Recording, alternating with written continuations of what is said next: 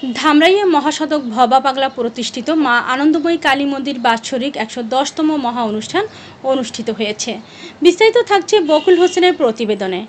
ধামরাই আমতা union আমতা গ্রামে মহাসাধক ভবা পাগলা প্রতিষ্ঠিত মা আনন্দময়ী কালী মন্দিরে বাৎসরিক ১১০তম মহা অনুষ্ঠান উপলক্ষে মনোজ্ঞ সাংস্কৃতিক অনুষ্ঠিত হয়।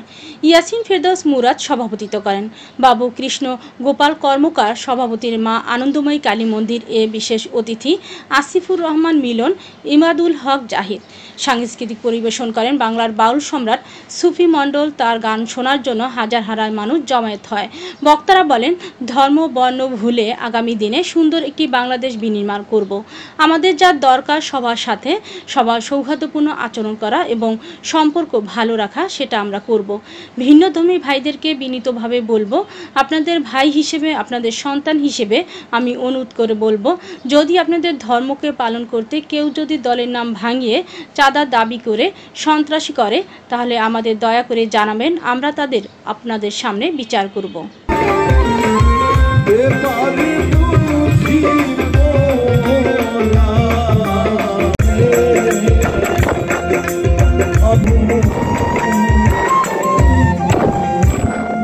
প্রত্যেকটা শ্রেণী, প্রত্যেকটা ধর্ম বর্ণ মানুষকে নিয়ে আমরা আগামী দিনে ইনশাআল্লাহ আপনাদেরকে সাথে নিয়ে আমরা একটি সুন্দর একটি বাংলাদেশ বিনির্মাণ করব।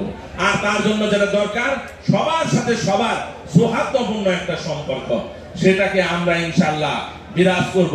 এবং প্রত্যেকটা ধর্মের ভাইদেরকে আমি বিনীতভাবে ভাই হিসাবে, সন্তান হিসাবে অনুরোধ করব, যদি আপনাদের ধর্মকে পালন করতে যে, রীতিনীতি করতে যে কেউ দলের নাম ভাঙিয়ে কোন চাঁদা দাবি করে, দয়া করে আপনারা আমাদেরকে জানাবেন, তার বিচার আমরা আপনাদের সামনে অবশ্যই করব।